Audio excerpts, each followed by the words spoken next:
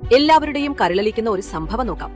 I have decided to follow Jesus എന്ന ഗാനം കേൾക്കാത്ത ആരും തന്നെ ഉണ്ടാക്കില്ല. ഈ പാട്ടിന് പിന്നിലെ യഥാർത്ഥ സംഭവം എന്താണെന്നറിയാമോ? 19-ാം നൂറ്റാണ്ടിന്റെ മധ്യത്തിൽ വെയിൽസിൽ നിന്നും അമേരിക്കയിൽ നിന്നുമുള്ള ക്രിസ്ത്യൻ മിഷണറിമാർ വടക്ക് കിഴക്കൻ ഇന്ത്യയിലെത്തി സുവിശേഷം പ്രസംഗിച്ചു.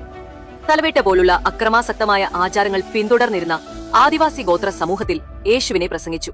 അത്തരത്തിൽപ്പെട്ട ഗാസിഗാരോ ഗോത്രവർഗക്കാർക്കിടയിൽ ഒരു കുടുംബം, അച്ഛനും ഭാര്യയും 2 കുട്ടികളും സുവിശേഷം കേട്ട് യേശുവിൽ വിശ്വസിച്ചു. ഇതറിഞ്ഞ ഗോത്രത്തലവൻ കോപാകുലനായി. അയാൾ ആ കുടുംബത്തെ ഗ്രാമവാസികളുടെ മുന്നിൽ വിളിച്ചു വരുത്തി.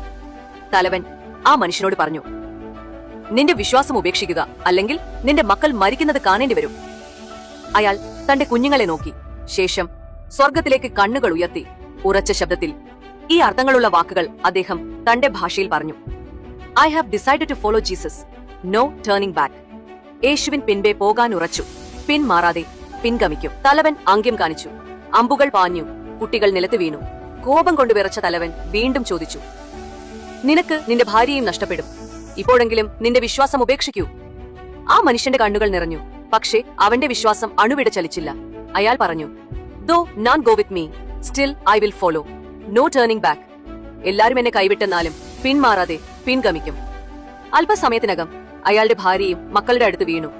അവസാനമായി തലവൻ അലറി, അവസാനമായി ഞാൻ പറയുന്നു, നിന്റെ ക്രിസ്തുവിനെ തള്ളി പറയുക, അല്ലെങ്കിൽ നീയും മരിക്കും. ഏകനായി അവശേഷിച്ച ആ മനുഷ്യൻ ഉറച്ചു നിന്നു. തന്റെ അവസാന വാക്കുകൾ പ്രഖ്യാപിച്ചു. The world behind me, the cross before me, no turning back. ക്രൂശന്റെ മുമ്പിൽ, ലോകമേൻ പിൻപിൽ, പിന്മാറാതെ പിൻഗമിക്കും. അമ്പുകൾ അയാളുടെ ശരീരത്തിൽ തറച്ചു. വിശ്വാസത്തിനു വേണ്ടി രക്തസാക്ഷിയായി അയാൾ നിലംപതിച്ചു. ഈ സംഭവം ഗ്രാമത്തെ മുഴുവൻ ഞെട്ടിച്ചു. ഈ ക്രൂരമായ പ്രവൃത്തിക്ക് ഉത്തരവിട്ട തലവൻ ആ മനുഷ്യന്റെ ധൈര്യത്തിലും അചഞ്ചലമായ വിശ്വാസത്തിലും ആഴമായി സ്പർശിക്കപ്പെട്ടു. അയാൾ ജനങ്ങളുടെ മുന്നിൽ ഏറ്റുപറഞ്ഞു, ഞാനും യേശുക്രിസ്തുവിന്റേതാണ്. താമസിയാതെ ആ ഗ്രാമത്തിലും ചുറ്റുമുള്ള പ്രദേശങ്ങളിലും ധാരാളം പേർ ക്രിസ്തുവിനെ സ്വീകരിച്ചു. ഈ രക്തസാക്ഷിത്വത്തിൽ നിന്ന് അയാളുടെ അവസാന വാക്കുകൾ ഒരു വിശ്വാസഗീതമായി മാറി. യേശുവിൻ പിൻപേ പോകാനുറച്ചു, യേശുവിൻ പിൻപേ പോകാനുറച്ചു, യേശുവിൻ പിൻപേ പോകാനുറച്ചു, പിന്മാറാതെ